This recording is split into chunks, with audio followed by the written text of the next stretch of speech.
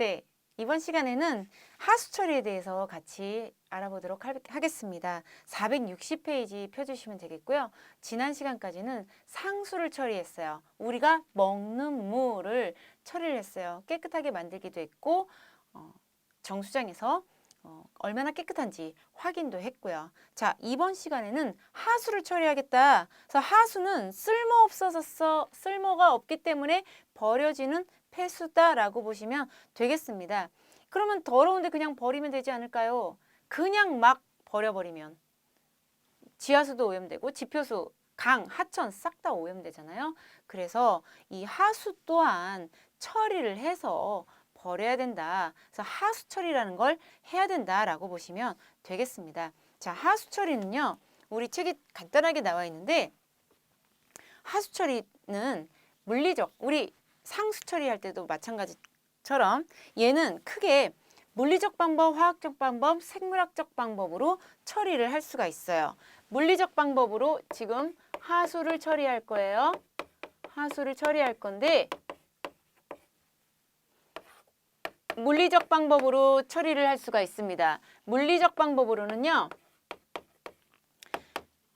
침사 가라앉혀요. 예.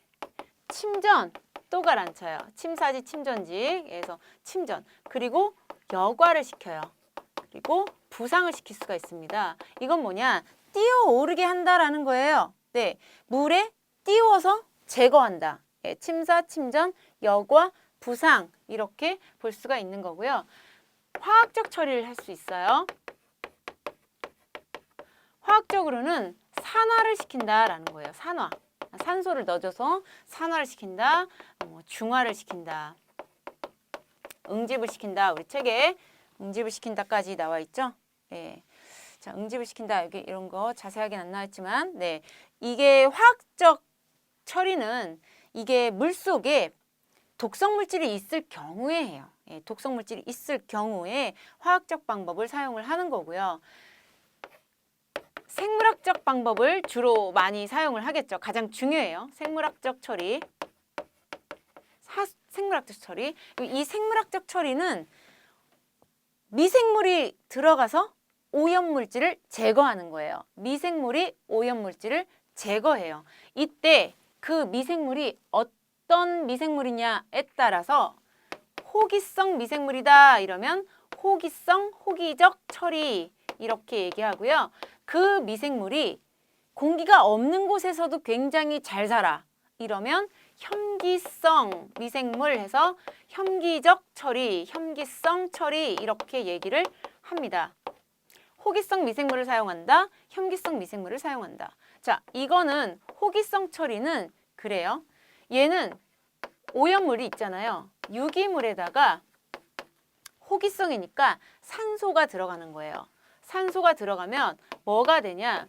물이 나오고요. 그리고 CO2가 나옵니다. 호기성으로 처리하면 이 CO2 발생. 근데 혐기적 처리는요. 이거는 그냥 뚜껑 딱 닫아놨다 생각하시면 돼요. 뭐 파리나 모기 막 많이 발생이 되겠죠. 냄새도 많이 나고. 이 혐기성 처리는 유기물에 유기산균이 작용을 해요. 유기산균이 작용을 해서 최종적으로 뭐가 나오냐? CH4, 메탄이 나옵니다. 메탄. 그래서 호기성 처리의 결과 CO2가 나온다. 혐기성 처리의 결과 CH4, 메탄이 나온다. 그래서 유기물에 왜 이게 나오냐? 유기산균. 예, 유기산균이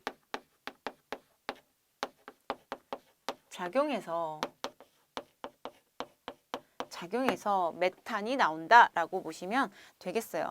그래서 이 호기성 처리 같은 경우에는 물과 CO2가 나오기 때문에 냄새가 없죠. 냄새가 적고 반응 시간도 짧고. 근데 단점이 비용이 많이 들어. 호기성 처리는 뭐 산소도 넣어야 되고 동력도 이용해야 되고 막 산소를 넣어주려면 막 저어주고 막 해야 되기 때문에 비용도 많이 들 수 있어. 이 혐기성 처리는 상대적으로 그냥 뚜껑을 딱 덮어두면 돼. 그러니까 비용이 되게 적게 드는 거죠. 비용이 되게 적게 들고 그리고 에너지가 나와. 냄새와 함께 에너지가 나와. 에너지를 사용할 수가 있습니다. 단점, 네, 악취가 나요, 악취. 악취, 뭐 황화수소, 암모니아 이런 것들 때문에 악취가 나고요. 그리고 반응 시간이 길다라는 좀 시간이 오래 걸린다라는 단점이 있습니다.